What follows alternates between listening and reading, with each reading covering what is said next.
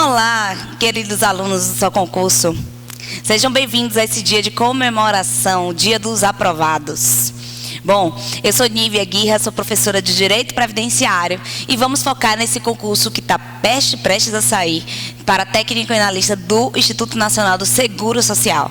Minha disciplina é Direito Previdenciário, é sobre isso que a gente vai tocar no assunto de hoje. Eu escolhi para esse dia tão especial uma dinâmica que eu espero que interesse a todos, que é uma resolução de questão. A resolução de questão da última prova é normalmente a forma mais fácil que você tem de relacionar aquele conteúdo que você vem estudando com a prática, ou seja, com o que pode acontecer no dia da sua aprovação, no dia que você vai realizar a prova e vai fechar essa prova de Previdência Social. Então, nós estamos trazendo aqui a prova da Fundação Carlos Chagas, que foi a última banca que elaborou esse concurso para técnico do INSS.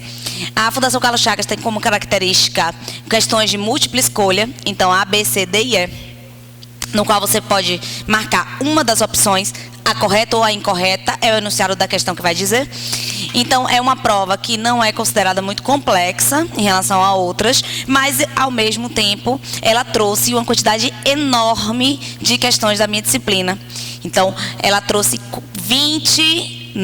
40 questões de direito previdenciário na parte de conhecimento específico.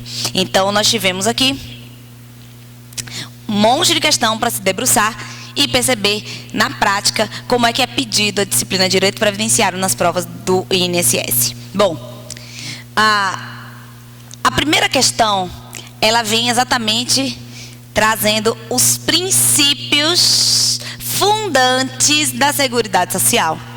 Ela vai dizer: a Seguridade Social encontra-se inserida no título da Ordem Social da Constituição Federal e tem entre seus objetivos. Então, ela quer saber se você sabe quais são os objetivos da Seguridade Social.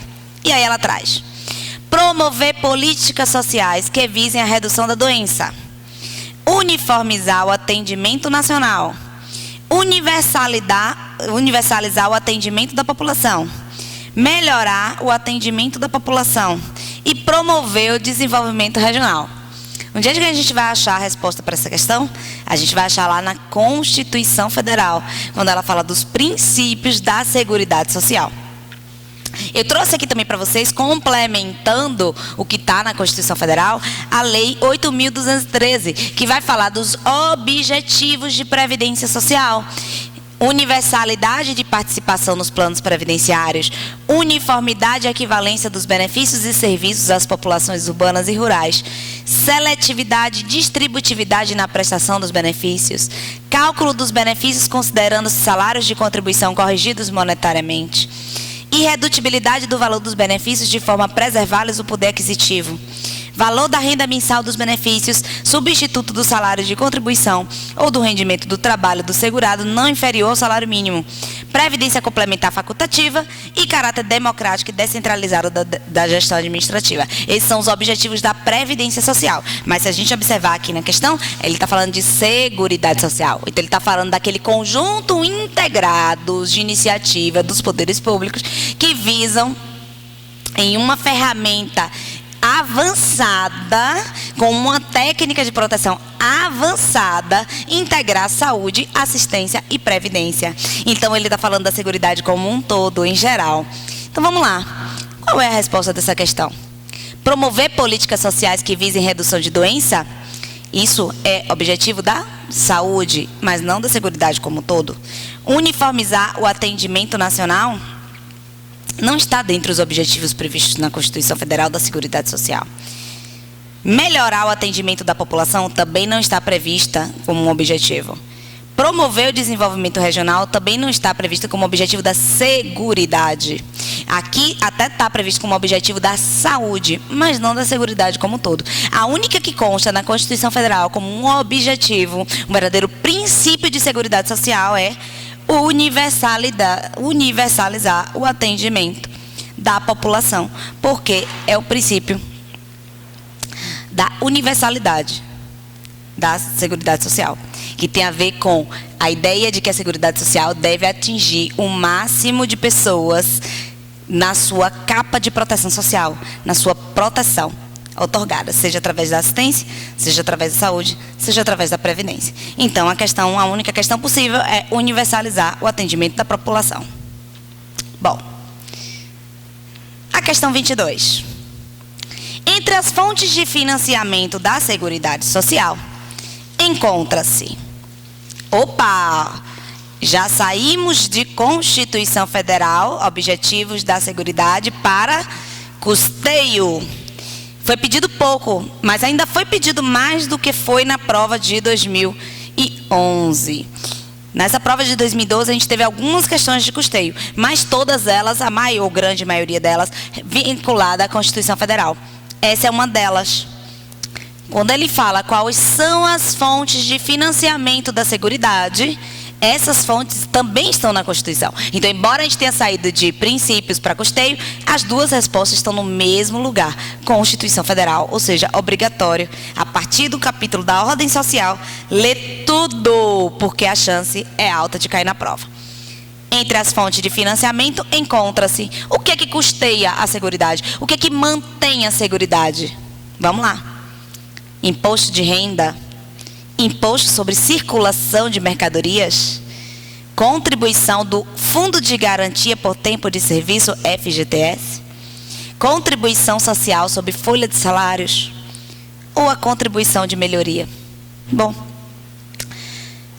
o principal financiador, principal fonte de financiamento da Seguridade Social são as contribuições sociais.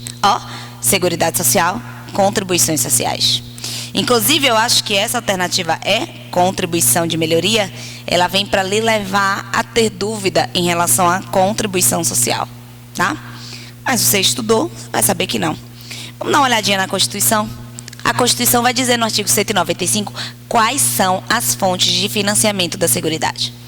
A Seguridade Social será financiada por toda a sociedade, de forma direta e indireta nos termos da lei, mediante recursos provenientes dos orçamentos da União, Estados, Distrito Federal e município. Então, todos os entes públicos participam e a sociedade em geral.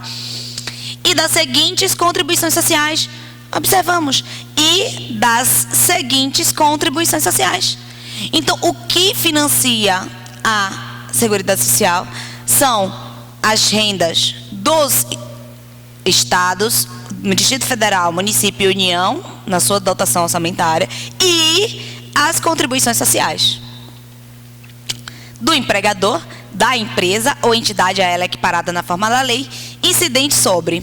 Então, essas contribuições sociais são incidentes sobre o quê?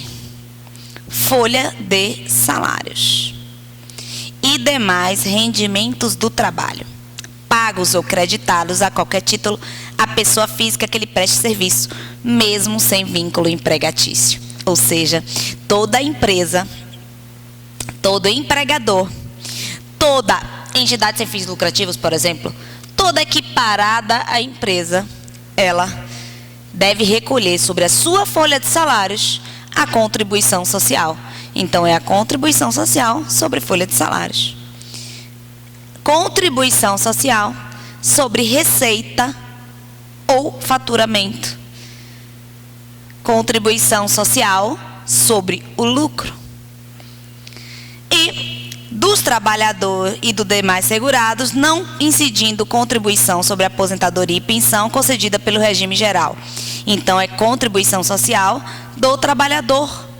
Trabalhador por conta própria, que não presta serviço à empresa, facultativo, ele recolhe, que aqui, demais segurados, ele está falando do facultativo, ele não trabalha, mas ele efetua o recolhimento. E o que é que ele recolhe? Contribuição social. Sobre o quê? Sobre os seus ganhos na sua atividade produtiva.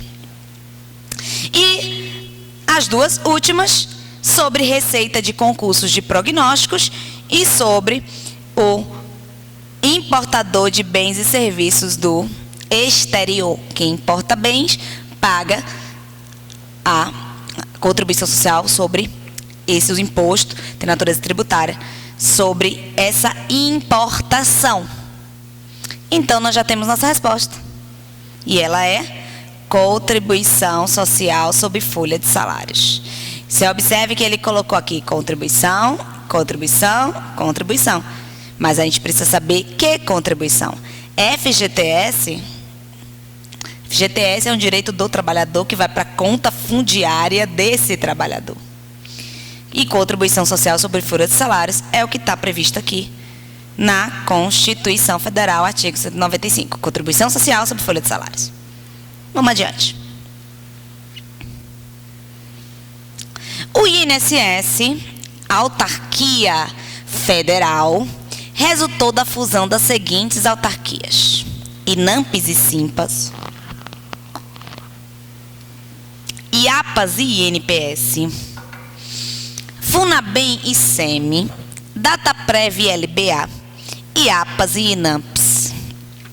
Se você não comprou um livro, se você não tem um material, se você não usa o material aqui do CEA, bom, tem uma dica para você descobrir sobre o histórico da Seguridade Social no Brasil. Você vai no site do INSS e consulta histórico da Seguridade Social. Lá eles vão ter um histórico resumido, períodos da história do Brasil em que houve fatos importantes relacionados à Seguridade Social.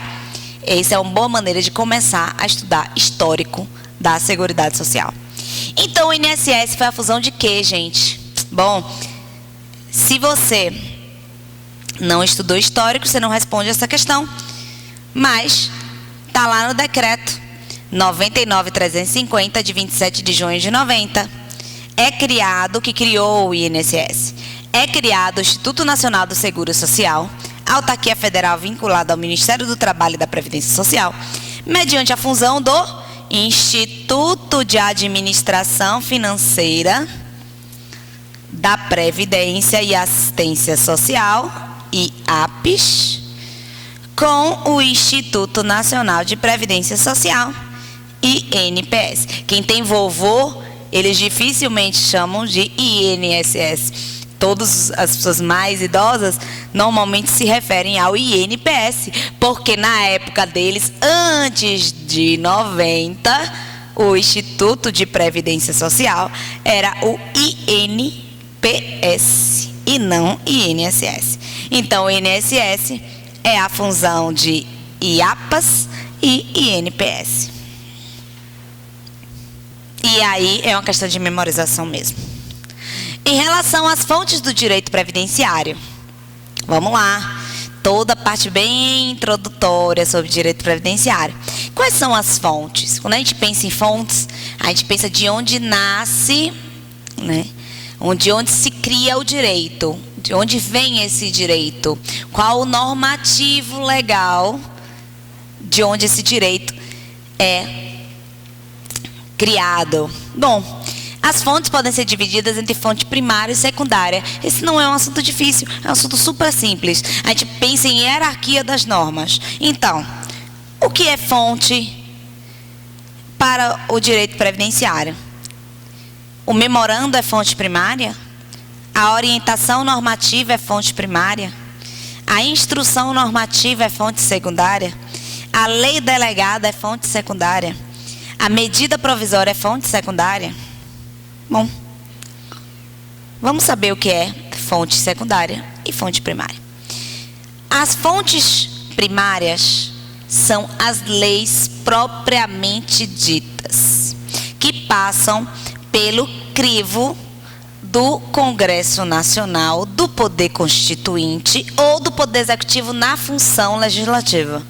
Então, nós temos a Constituição Federal e as suas emendas constitucionais, as leis complementares, as leis ordinárias, as leis delegadas, as medidas provisórias, os decretos legislativos e as resoluções. Tudo isso aqui é fonte primária. Já as secundárias são os decretos, as instruções normativas, orientações normativas, circulares e ordens de serviço que são criadas pelo Poder Executivo como forma de regular essas leis. Então, toda vez que você ouvir falar em fonte primária, está tratando de norma, de lei, de Constituição. E toda vez que você vai falar em fonte secundária, você está falando daqueles atos do Poder Executivo que vão regulamentar a atividade da própria autarquia, dos servidores em relação à interpretação dessas leis. Então, você vai ter aqui os decretos, instruções normativas, ordens de serviço, circulares, têm natureza exemplificativa. Memorando é lei? Não é. Então, ele não pode ser fonte primária. Orientação normativa é lei? Não é. Não pode ser fonte primária. Instrução normativa é fonte secundária?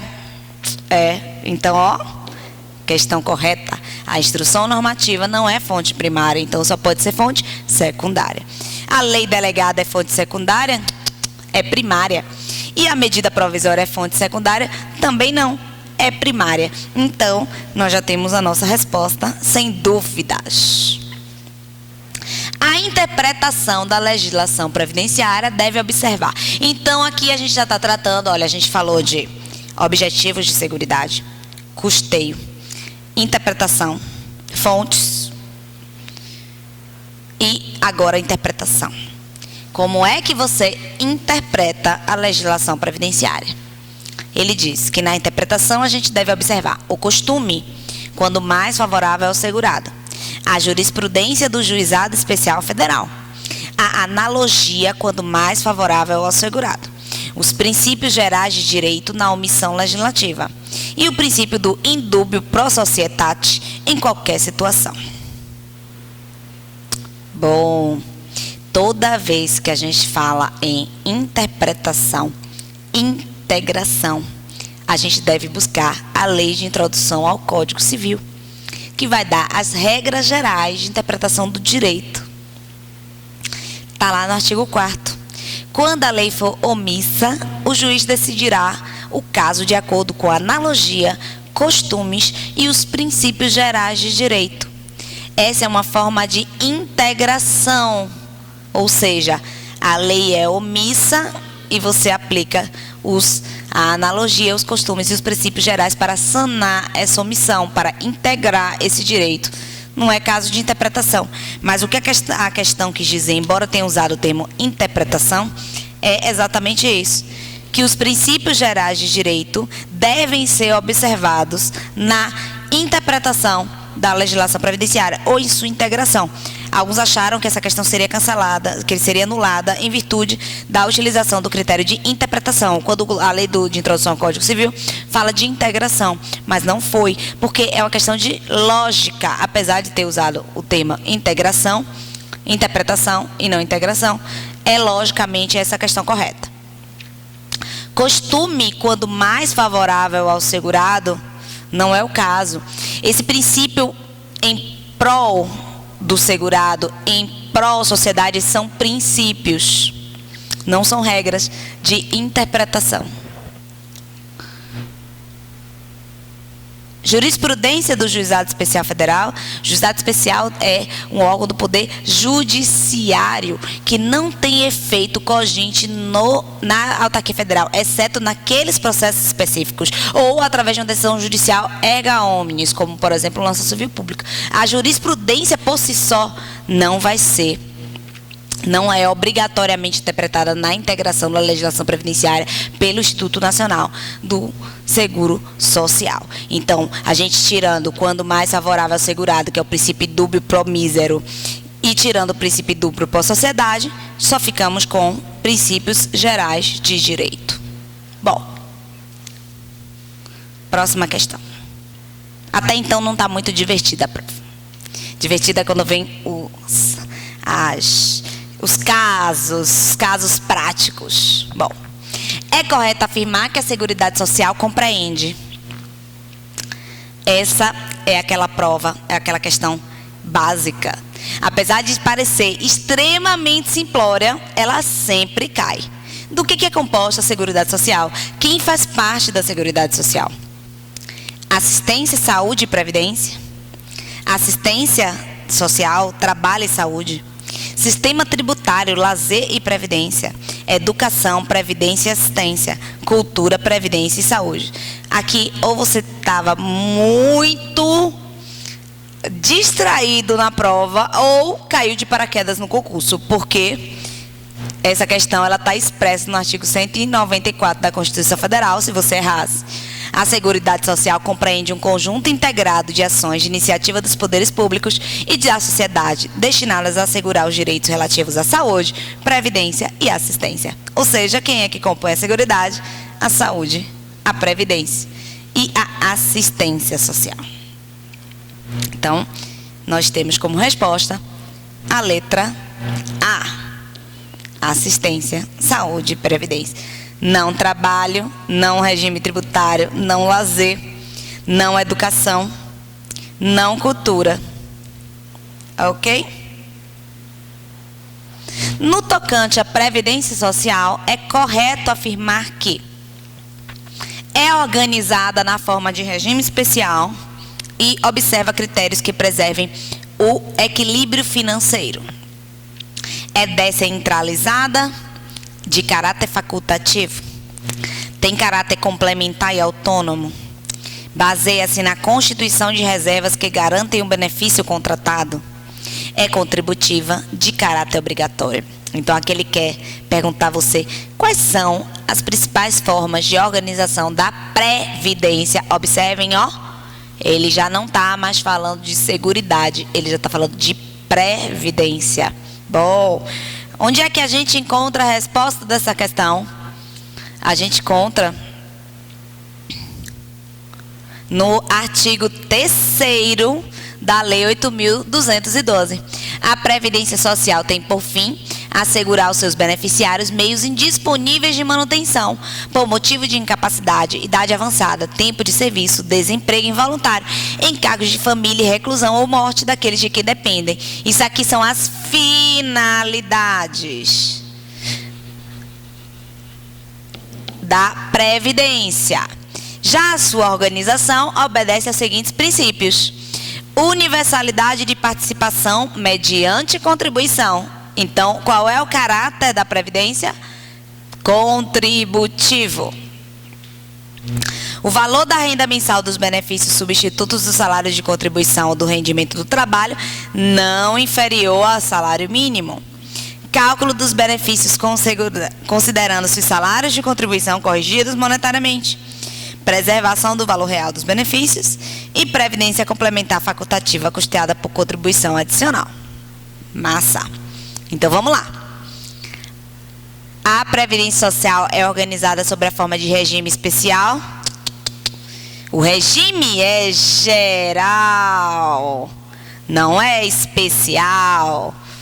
Tá? O regime especial é o regime dos militares. O regime geral de Previdência Social, que é o regime de previdência que a gente conhece, o que a gente está tratando aqui, ele é geral, ele não é especial. E observa critérios que preservem o equilíbrio? Observa critérios que preservem o equilíbrio. Mas se não é especial, já está falsa. É descentralizada, de caráter facultativo. Ela é descentralizada, mas ela tem caráter obrigatório. Obrigatório e não facultativo. Tem caráter complementar e autônomo? Não tem caráter complementar e autônomo. Quem tem caráter complementar é a aposentadoria complementar, é o benefício de previdência complementar, que não faz parte do regime geral. Baseia-se na constituição de reservas que garantem o benefício contratado. A Previdência Social se organiza com base no princípio da solidariedade. As gerações atuais contribuem para o custeio das gerações mais velhas, das gerações que já custearam a aposentadoria das outras gerações que vieram antes. Então, não se trata de constituição de reserva destinada ao benefício contratado. Isso aqui é previdência privada. E tem natureza contributiva de caráter obrigatório. Corretíssimo. A natureza é contributiva e o caráter é obrigatório e não facultativo. Bom, agora começa a ficar mais divertido. A prova começa a tratar de casos, exemplos, situações práticas. E aqui ela vai tratar de segurados. Tivemos 2 ou 3 questões de segurados nessa prova. João exerce individualmente atividade de pescador artesanal e possui embarcação com 5 toneladas de arqueação bruta, com parceiro eventual que o auxilia. Nessa situação, João é. Toda vez que a gente ouvir falar em pescador, a gente só tem 2 opções para o pescador. Ou o pescador é segurado especial, ou o pescador é contribuinte individual. Não há outra hipótese. Porque a pesca é atividade econômica, a não ser que aqui diga que é um pescador que pesca por lazer, por hobby, sem finalidade econômica, sem tirar da pesca o seu sustento. Não é o caso. Aqui fala de atividade, ou seja, pressupõe-se a natureza econômica, pressupõe-se que João tira o seu sustento da pesca. Então, ele não vai poder ser facultativo, porque facultativo é quem não exerce atividade econômica. Bom, gente, aqui ele já começa com a parte dos exemplos, que é a parte mais divertida de fazer a prova, porque você vai ver exemplos práticos que acontecem no dia a dia para aplicar o que você sabe, o que está aqui na cachola. Vamos lá. João exerce individualmente a atividade de pescador artesanal. Opa! Falou em pescador artesanal, você só tem 2 opções: segurado especial e contribuinte individual.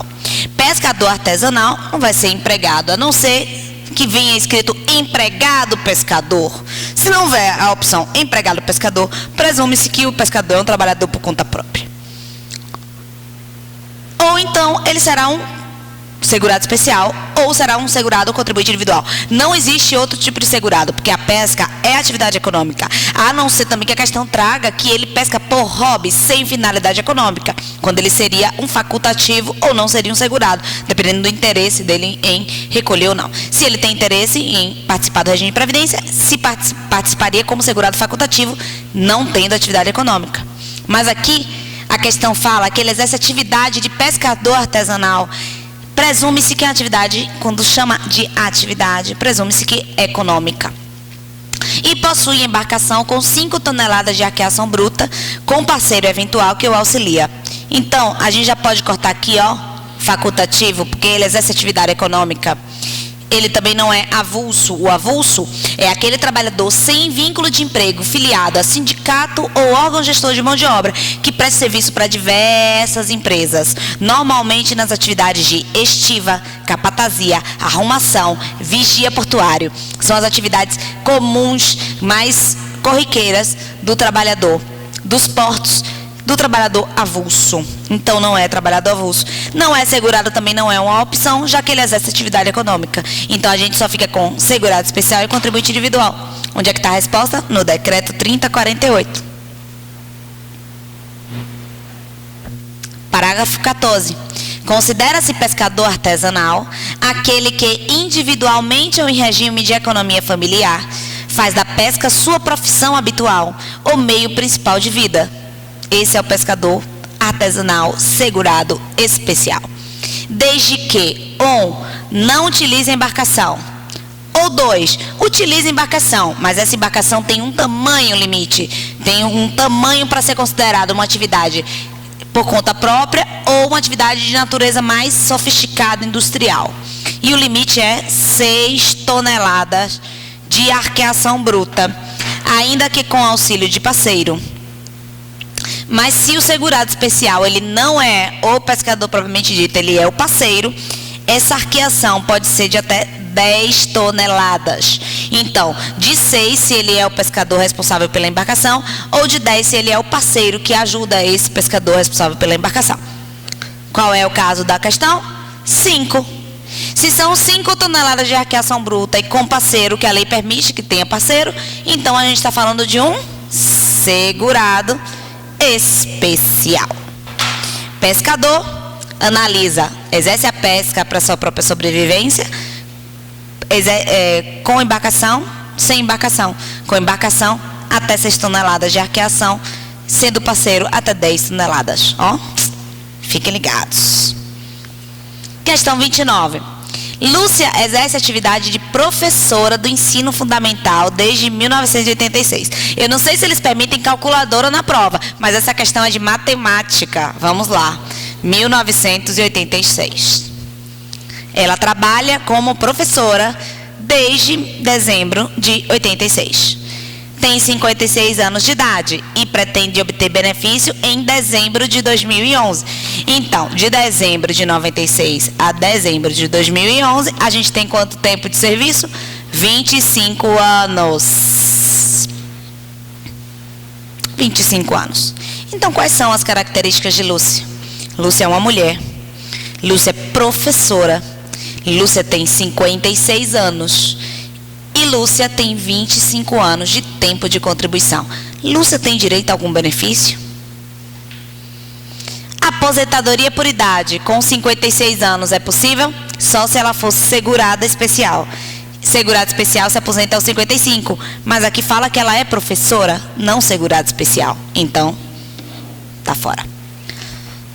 Auxílio doença. Alguém falou de doença? Alguém falou de incapacidade? Alguém falou de limitação funcional? Não, não foi nem objeto da prova. Então tá fora. Aposentadoria especial. É possível? 25 anos. Ok. Cadê os elementos químicos, físicos, nocivos à saúde e à integridade física do trabalhador? Isso é o que dá direito à aposentadoria especial. É o trabalhador que se expõe a riscos no seu ambiente de trabalho. Esses riscos tornam essa aposentadoria com um tempo de contribuição menor aos 25, aos 20 ou aos 15 anos, dependendo do grau da nocividade a que esse trabalhador estava exposto. Aqui não fala de elementos químicos, físicos, nem biológicos. Então, não é aposentadoria especial. Só se alguém considerar crianças como elementos químicos, físicos e biológicos. Não é. Aposentadoria por invalidez é caso de doença, assim como auxílio doença. Também não se falou de doença, não se falou de limitação, não se falou de incapacidade, não é. Só nos resta a aposentadoria por tempo de contribuição. Mas, professora, a aposentadoria por tempo de contribuição não é aos 30 mulher e 35 homem? É. Mas a Lei 8.213, no artigo 56, ela fala o seguinte: o professor, excepcionalmente, ou seja, há uma exceção na aposentadoria por tempo de contribuição para os professores. O professor após 30 anos e a professora após 25, exatamente o tempo de serviço de Lúcia. De efetivo exercício em funções de magistério e hoje também funções de coordenação, direção de escola de ensino fundamental, poderão aposentar-se por tempo de serviço, com renda correspondente a 100% do salário de benefício, observado o disposto na seção 3 desse capítulo. Ou seja, Lúcia tem direito a se aposentar por tempo de contribuição com 25 anos, porque ela é uma professora. Qualquer professora? Não, apenas professora do ensino fundamental. Professor de cursos livres, professor de universidade, professor de, por exemplo, teatro, curso de inglês, curso para concurso, só com 30. Ok? Legal? Mais plano de benefício, mais casos práticos. Curto muito. João é carpinteiro, exerce atividade como empregado da empresa Carpintaria São José desde dezembro de 2010. Primeira característica, ele é empregado. Segunda, ele sofreu acidente, não relacionado a trabalho, mas um acidente. Ocasião em que teve limitada a flexão do seu membro superior. Lesão que já está consolidada. João passou por reabilitação profissional e foi treinado para outra profissão e não se recolocou ainda no mercado de trabalho.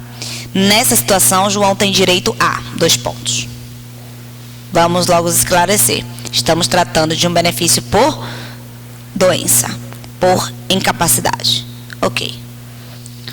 Então, nós temos que benefícios no plano de benefícios do regime geral de previdência social que dizem respeito a doença, limitação funcional, incapacidade, auxílio doença, aposentadoria por invalidez e auxílio acidente. São os 3 benefícios. O auxílio doença é devido em caso de incapacidade total e temporária ou parcial e temporária. Mas a incapacidade, a pessoa não tem condição de trabalho. A aposentadoria por invalidez é devida em caso de incapacidade total e permanente, ou quando não haja condições de reabilitação profissional. E o auxílio acidente é quando a pessoa já esteve incapaz, ou não está incapaz, mas tem uma sequela que lhe limita funcionalmente, que lhe impede de exercer as funções como uma pessoa comum, em igualdade de condições no mercado de trabalho. E isso se decorre de um acidente do trabalho ou acidente de qualquer natureza. O auxílio acidente é devido em caso de acidente, mesmo que não seja de trabalho. Então, qual é o caso de João? João teve limitada a flexão, a lesão já está consolidada, ele já passou por reabilitação. Vamos ver na lei o que a lei diz sobre isso? O auxílio acidente será concedido como indenização ao segurado que, após consolidações da lesão, a lesão do João já está consolidada? Está. Decorrente de acidente? Sim, decorrente de acidente. Resultou sequela? Resultou. A questão fala de limitação funcional. Sequela que implica em redução de capacidade para o trabalho que habitualmente exercia. Ou seja, João tem direito hoje a auxílio acidente. Mas aqui fala que João passou por reabilitação profissional. Se João passou por reabilitação profissional, obrigatoriamente João recebeu auxílio doença. Porque a lei fala que durante o período da reabilitação profissional, o benefício a ser pago é o auxílio doença. Então João recebeu o auxílio doença e depois recebeu o auxílio acidente. Letra A. Aposentadoria especial. Aqui a gente não está falando de elementos físicos e químicos e biológicos. A aposentadoria por invalidez não seria o caso, porque ele não está mais incapaz. Ele já está capaz, ele já passou por reabilitação, a lesão já está consolidada. Repetiu a aposentadoria especial, ou já ganhou uma questão, já ganhou uma alternativa. Cortou uma, cortou duas. E a aposentadoria por invalidez seguida de auxílio acidente? Não, porque no caso de reabilitação profissional, o benefício que a lei prevê que deve ser concedido é auxílio doença e não aposentadoria por invalidez.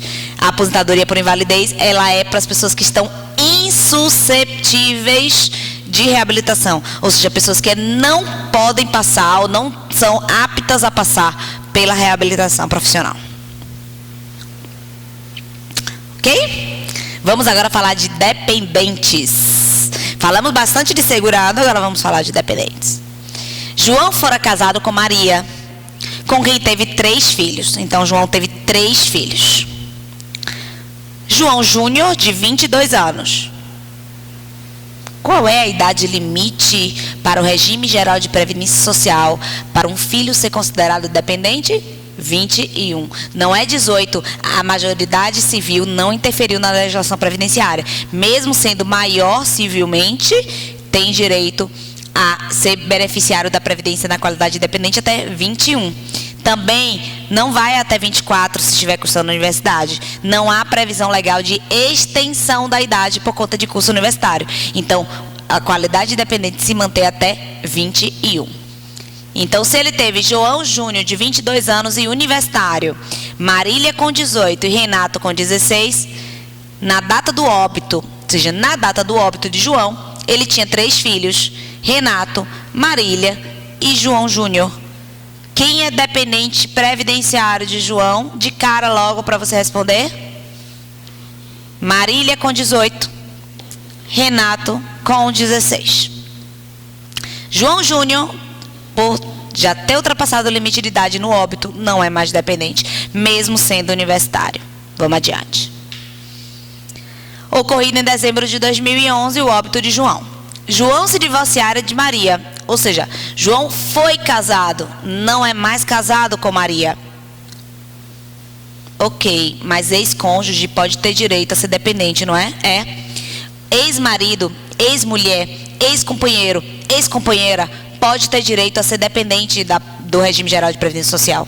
Qual é o requisito? Tem que receber alimentos. Então, aquele cônjuge, aquela companheira, aquele companheiro que no momento da dissolução da união estável ou no momento da dissolução do casamento ficou acertado que um pagaria ao outro a pensão alimentícia, aquele que recebe a pensão alimentícia é dependente do outro também para fins previdenciários. Mas no caso aqui, Maria renunciou ao direito de alimentos para si. Maria não recebia alimentos. Se Maria não recebe alimentos e não é mais casada, Maria não é dependente. Então Maria também está fora. Já tiramos João Júnior, já tiramos Maria, porque Maria renunciou aos alimentos. Posteriormente, João veio a contrair novas núpcias com Norma, com quem manteve união estável até o óbito.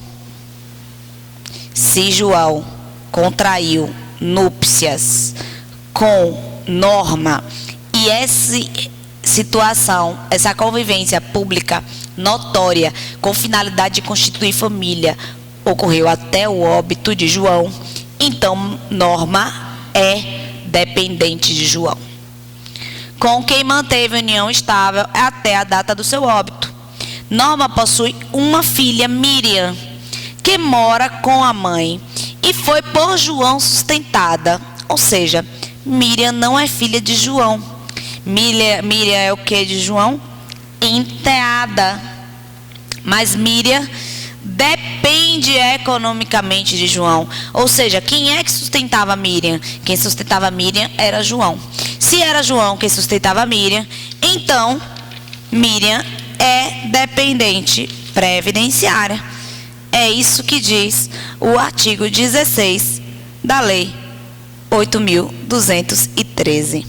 São beneficiários do regime geral de previdência social na condição de dependente: cônjuge, companheira, companheiro e filho não emancipado de qualquer condição, menor de 21 anos ou inválido, ou que tenha deficiência intelectual ou mental que o torne absoluto ou relativamente incapaz, assim declarado judicialmente. Então, os dois filhos de João e a atual companheira de João estão enquadrados aqui, na cabeça do artigo, no inciso 1 do artigo, perdão, não na cabeça, no inciso 1 do artigo.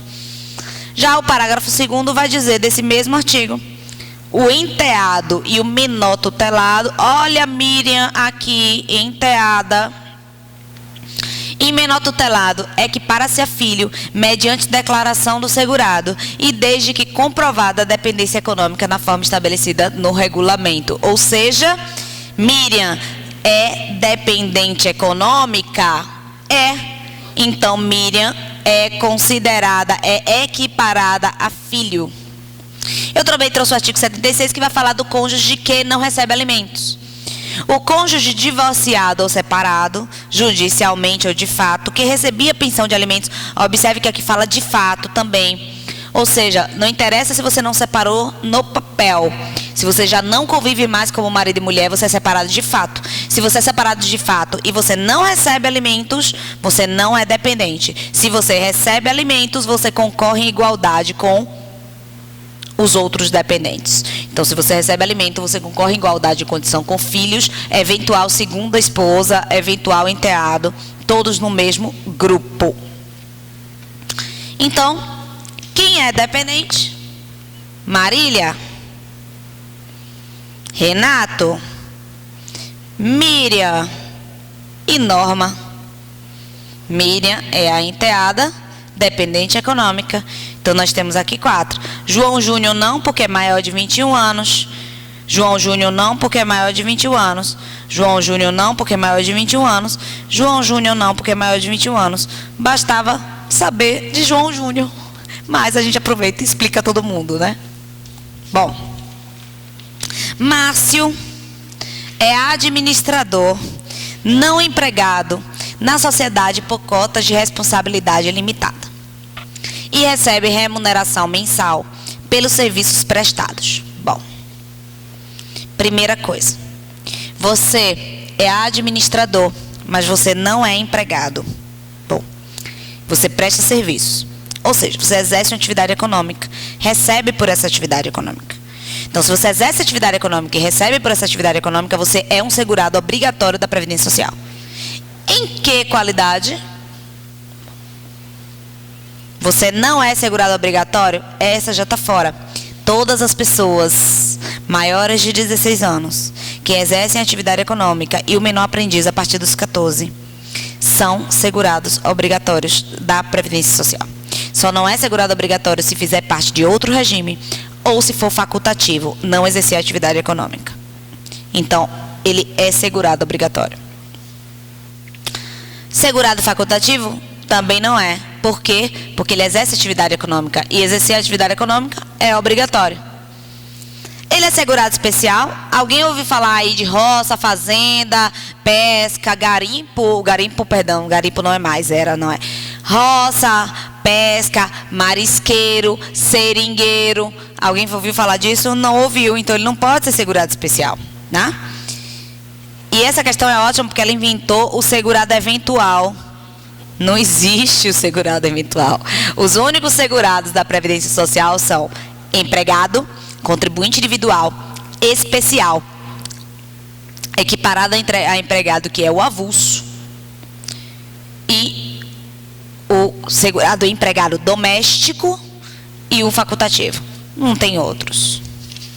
Então, obrigatoriamente, ele vai ser contribuinte individual. Mas se você tiver curiosidade, e onde é que está na lei que ele é contribuinte individual? Ó, Lei 8.212, artigo 12, F. Titular de firma individual urbana ou rural, diretor não empregado, membro de conselho de administração de sociedade anônima, sócio solidário, sócio de indústria, sócio gerente, sócio cotista, que recebe remuneração decorrente do trabalho em empresa urbana, associado eleito para cargos de direção em cooperativa, associação ou entidade de qualquer natureza ou finalidade, bem como síndico ou administrador, eleito para exercer direção condominial, desde que receba remuneração. Então, ele aqui está incluído, ele pode tanto estar incluído como diretor, porque isso aqui tem natureza exemplificativa. Aqui está falando de pessoas que não têm vínculo de emprego, mas recebem pelo trabalho. Se eles não têm vínculo de emprego e recebem pelo trabalho, eles são contribuinte individual. Contribuintes individuais, se preferir. Então, é a letra D. Mais exemplo, mais situação prática, mais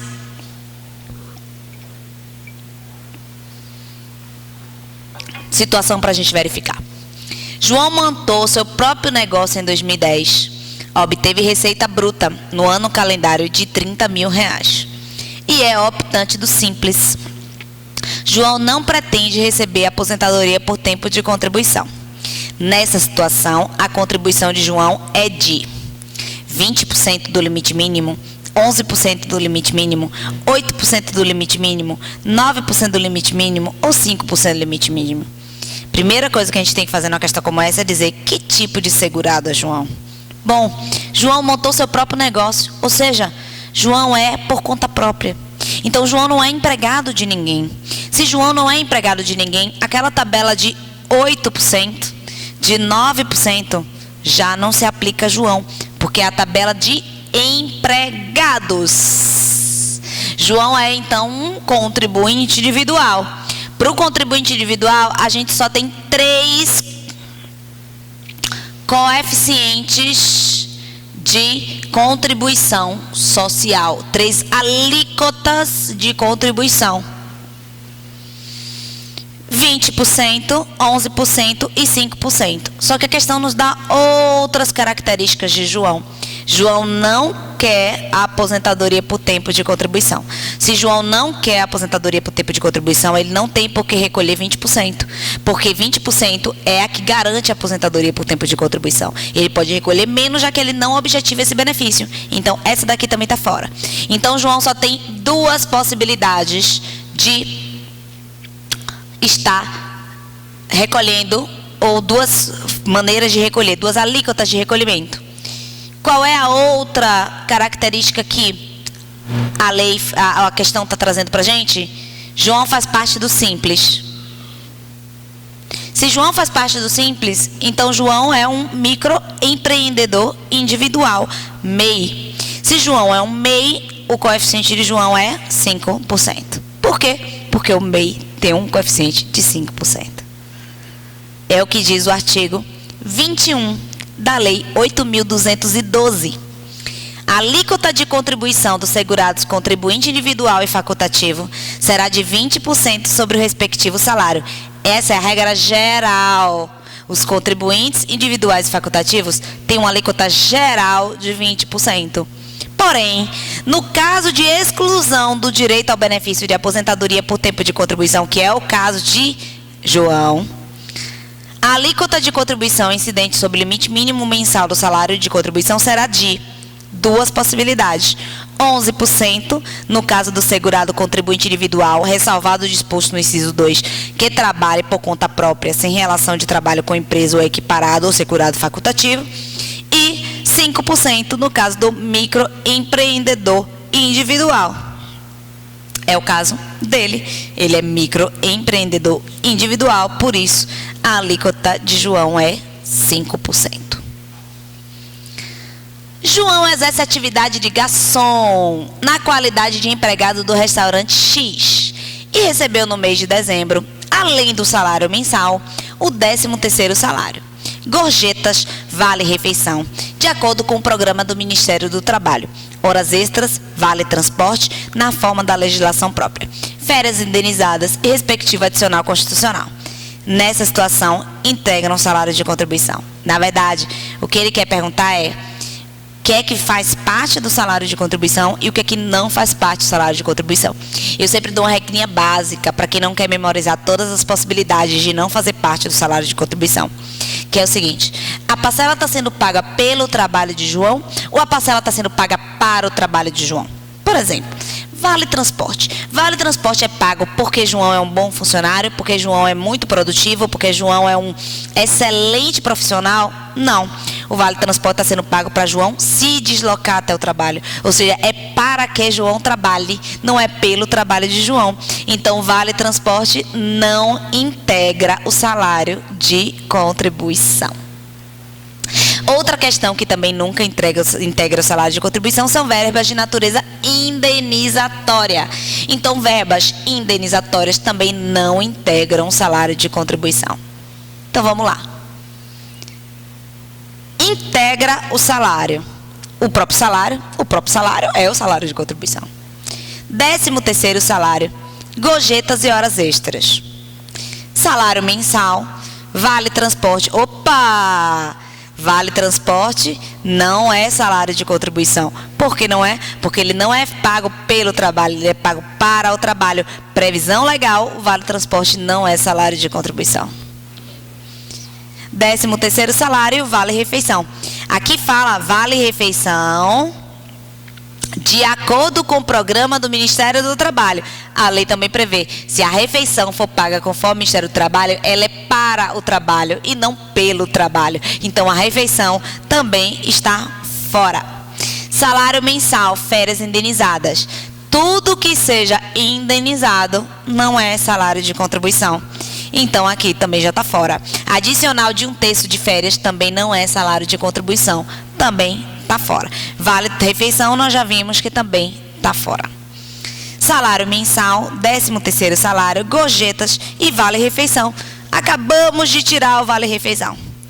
13º salário, gorjetas, vale-refeição, férias indenizada, nada disso. Adicional de férias, nada disso é salário de contribuição. Então, qual é a alternativa correta?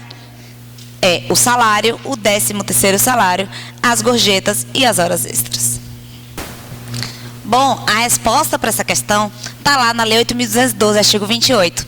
Entende-se por salário de contribuição, para o empregado e trabalhador avulso, a remuneração aferida em uma ou mais empresas, assim entendida como a totalidade dos rendimentos pagos, devidos e creditados a qualquer título durante o mês, destinados a retribuir o trabalho. Observem, retribuir o trabalho pelo trabalho. Qualquer que seja a sua forma, inclusive as gorjetas, olha as gorjetas que estavam na questão, é salário de contribuição. Com os ganhos habituais sobre a forma de utilidades, adiantamentos decorrentes de reajuste, quer pelos serviços efetivamente prestados, quer pelo tempo à disposição do empregador, tomador de serviço, nos termos da lei ou do contrato, ou ainda de convenção coletiva de trabalho ou sentença normativa. Então, aqui ela traz alguma daquelas hipóteses, mas as outras também estão corretas. Horas extras você ganha pelo trabalho que você efetuou. Horas extras têm natureza salarial, faz parte do salário de contribuição. Gorjetas também, salário normal também e 13º também. Por que 13º? Porque a lei prevê que o 13º também faz parte do salário de contribuição.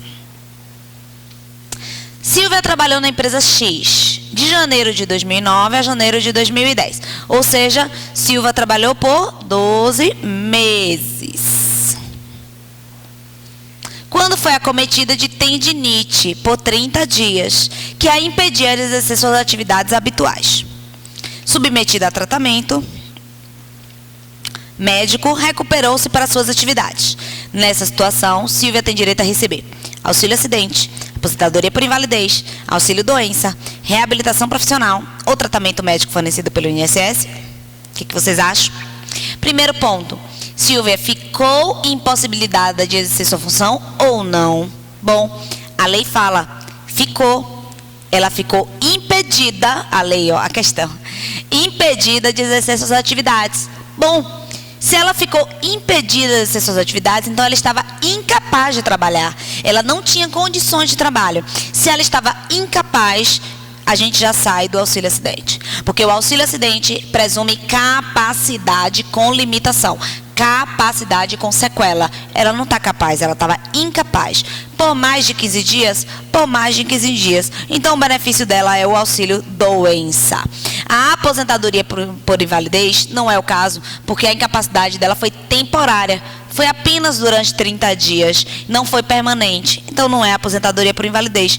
A reabilitação profissional também não é o caso, porque ela pôde voltar para a própria atividade. Ela voltou para a mesma atividade. Então, não é reabilitação profissional. Reabilitação profissional ocorre quando você não tem condições de retornar à sua atividade anterior, porque você tem limitações, você tem sequelas. E tratamento médico fornecido pelo INSS também não faz parte, porque não está no plano de benefícios da Previdência Social. Aí tem a ver com saúde, Sistema Único de Saúde. Diz o artigo 59 da Lei 8.213, o auxílio doença será devido ao segurado que, havendo cumprido, quando for o caso, o período de carência, nem falei da carência, ó, 12 meses é exatamente a carência do auxílio doença. Então, ela cumpriu o requisito, por isso ela recebeu o auxílio doença. Então, o auxílio doença será devido ao segurado que, havendo cumprido, quando for o caso, o período de carência exigido na lei, ficar incapacitado para o seu trabalho, ela ficou, ou para a sua atividade habitual por mais de 15 dias? Sim, ela ficou por 30. Então, ela tem pleno direito ao auxílio doença.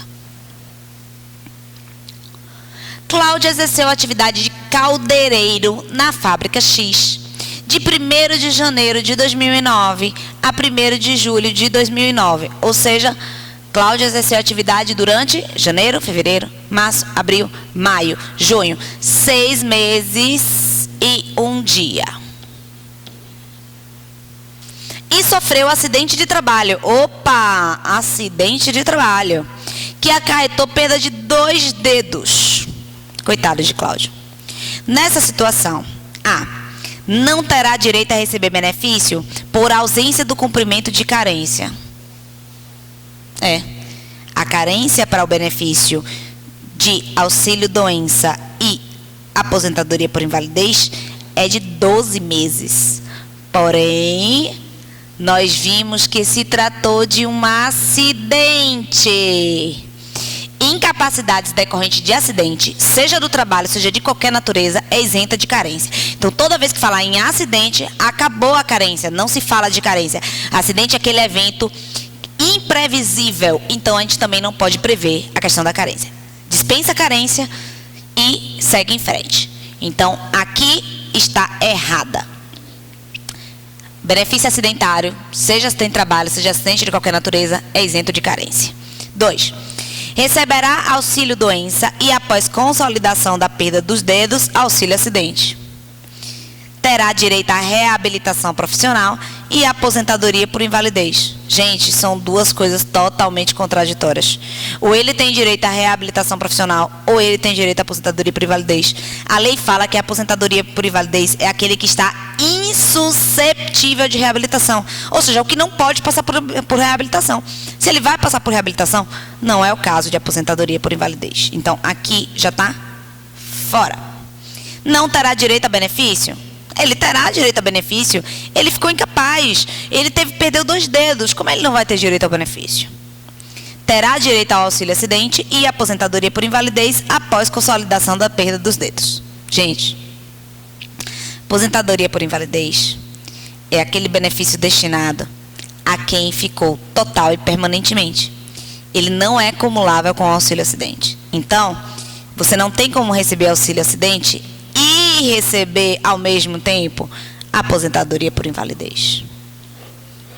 Questão fora. A correta, letra B. Enquanto ele estiver incapaz para a função dele de caldeireiro, ele receberá auxílio doença.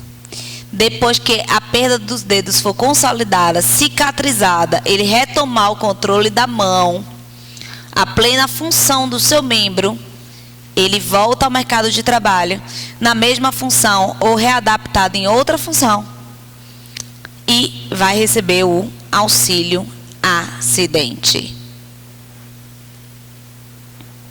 É o que diz a Lei 8.213, artigo 86.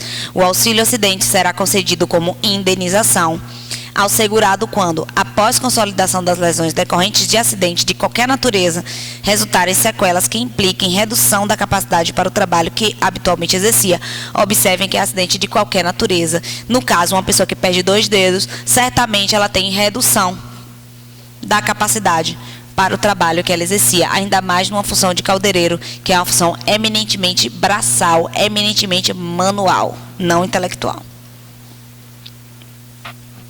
Maria trabalhou de 2 de janeiro de 2006 a 2 de julho de 2006. Vamos contar? Janeiro, fevereiro, março, abril, maio, junho, julho. 7 meses.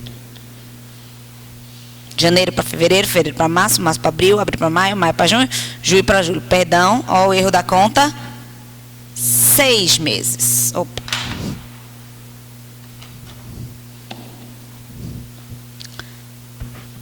Vindo a contrair moléstia não relacionada ao trabalho, com prejuízo do exercício de suas atividades habituais. Ok. Ela estava trabalhando de janeiro de 2006 a julho de 2006 e ficou doente.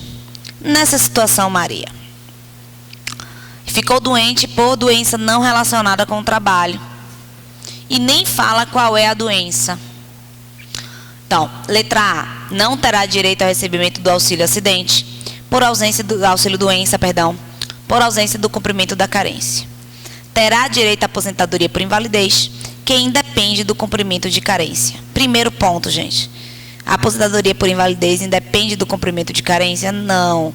A carência da aposentadoria por invalidez é 12 meses. A aposentadoria por invalidez só vai independer de carência se a pessoa tiver uma das doenças que está no rol previsto na lei, ou então se for por acidente do trabalho ou de qualquer natureza. Então essa questão aqui tá, a opção está errada. Terá direito ao auxílio acidente, que não exige carência. Mas aqui está falando que não foi acidente. Se não foi acidente, não tem direito ao auxílio acidente, porque não é acidente, então não tem direito ao auxílio acidente. Opa, eu marquei errado. É esse daqui. Não tem direito ao auxílio acidente, que não exige carência. Não foi acidente, é doença comum, não é acidente. Terá direito ao auxílio doença, quem depende de carência. Auxílio doença depende de carência, gente. A carência do auxílio doença é de 12 meses. É a mesma da aposentadoria por invalidez. Poderá receber a aposentadoria por invalidez se recolher 2 contribuições. Ok. Vamos ver aqui então qual é a que está correta.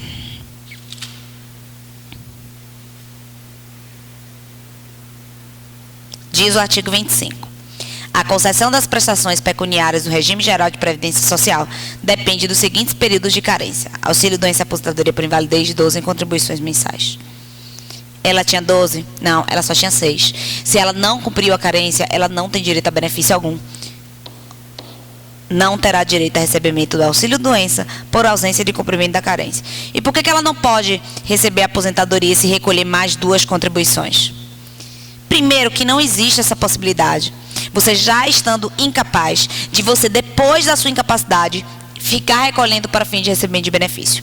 Doença pré-existente não é amparada pelo regime geral de previdência social. Então, se você não cumpriu a carência e ficou incapaz, você não pode pagar à frente para cumprir essa carência. Porque você tem que estar apto ao trabalho e não incapaz. Senão é uma doença pré-existente, e a doença pré-existente, a carência, ela não é considerada. Segundo, que não tem essa questão de recolher 2 contribuições. Só quem pode recolher 2 contribuições é quem está trabalhando em 2 lugares. Se a pessoa não está trabalhando em 2 vínculos de emprego, não está trabalhando em 2 empresas, ela não tem como recolher 2 contribuições. Então isso aqui foi uma fantasia criada para confundir vocês. Não existe a possibilidade de recolher 2 contribuições. E isso não vai fazer ela ter direito à aposentadoria por invalidez. Se ela recolher as 2 contribuições, ela ainda assim não vai ter direito ao benefício, porque quando ela ficou incapaz, ela não tinha a carência. Vamos lá falar de cálculo de benefício. O salário de benefício serve de base de cálculo da renda mensal do benefício. Para os segurados inscritos na Previdência Social até 28/11/99, calcula-se. Ele quer saber se você sabe como é que calcula o benefício. Onde é que está previsto como é que calcula o benefício? Artigo 29 da Lei 8.213, que diz o seguinte: o salário de benefício consiste, para os benefícios de que tratam a linha B e C do inciso 1, na média aritmética simples dos maiores salários de contribuição, correspondentes a 80% de todo o período contributivo, multiplicado pelo fator previdenciário. B e C é tempo de contribuição e idade. Para os benefícios de que tratam a linha A, D, E e H, do inciso 1 do artigo 18, na média aritmética simples dos maiores salários de contribuição, correspondentes a 80% do período contributivo. Esses são os outros benefícios, que não aqueles com valores fixos, como salário e família. Bom, vamos lá. Auxílio-doença pela média aritmética simples dos maiores salários de contribuição, corrigidos mês a mês, correspondente a 80% de todo o período contributivo decorrido desde julho de 94. Se acabasse aqui, estava correto. Todos os benefícios, substitutos de renda, ele tem como cálculo do salário de benefício os salários de contribuição de julho de 94 até a data de entrada, o mês anterior à data de entrada do requerimento administrativo. Todos são assim. Então, se você requerer um benefício em julho de 2004, vai se pegar de julho de 94 até julho de 2004, e esse é o seu período base de cálculo, 80% maiores. 2014, vai pegar de julho de 94, até julho de 2014, e desses salários todos, recuperar 80% maiores e fazer a média, tá? Qual é a diferença entre aposentadoria por invalidez, auxílio-doença, aposentadoria por idade e tempo de contribuição? É o fator previdenciário. O auxílio-doença não incide fator previdenciário. Fator previdenciário só incide na aposentadoria por tempo de contribuição. Na aposentadoria por idade, só se for mais vantajoso, ou seja, não prejudica na aposentadoria por idade, só prejudica na aposentadoria por tempo de contribuição. A aposentadoria especial, pela média simples dos maiores salários de contribuição corrigido mês a mês, correspondente a 80% do período contributivo decorrido desde julho de 94, multiplicada pelo fator previdenciário. Não incide fator previdenciário na aposentadoria especial, só incide na tempo de contribuição e idade, se vantajoso.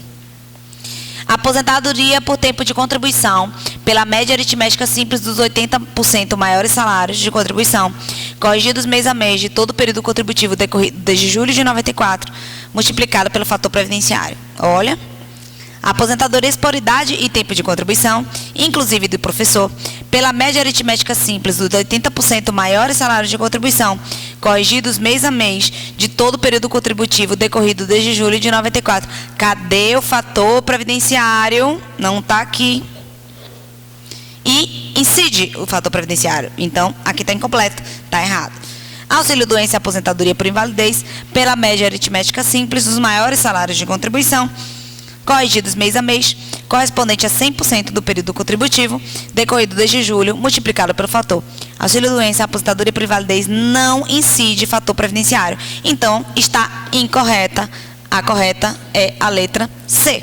Aposentadoria por tempo de contribuição pela média aritmética simples dos 80% maiores, multiplicado pelo fator previdenciário. Está corretíssima. Essa questão foi anulada. E ela foi anulada porque ela tem duas possibilidades.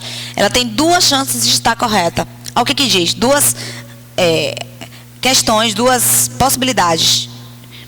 João trabalhou na lavoura em sua pequena propriedade, sem auxílio de terceiros, salvo de sua família, no período de janeiro de 75 a 90.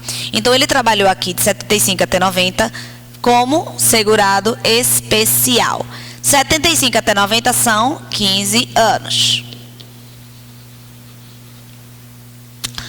Sem contribuição. Ocasião que mudou-se para a cidade e passou a exercer a função de pedreiro, como empregado de uma construtora, até completar 60 anos em janeiro de 2011. Bom, nessa situação, João terá direito a aposentar-se por idade em 2011? Não, porque João só tem 60 anos e ele não é mais segurado especial. Então, ele não tem direito a se aposentar por idade em 2011. Terá direito a aposentar-se por tempo de contribuição em 2011? Então, a gente tem que fazer uma continha. Será que ele tem tempo de contribuição? Ele trabalhou como segurado especial 15 anos antes de 91. Segurado especial anterior a 91, o tempo de contribuição conta. Previsão do decreto 3048.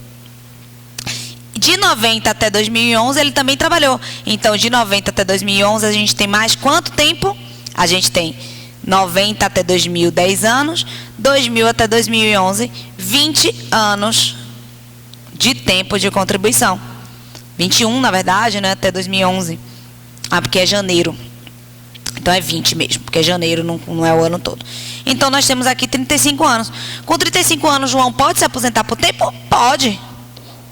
Está correta. João terá direito à aposentadoria especial em 2011? A aposentadoria especial são só para as pessoas sujeitas a riscos químicos, físicos e biológicos. Não é o caso de João. Alternativa errada. Não terá direito a se aposentar por idade em 2011? Certa. Com uma questão que diz terá direito a se aposentar e não terá direito a se aposentar, uma das duas são corretas. Uma das duas estão corretas, porque uma elimina a outra.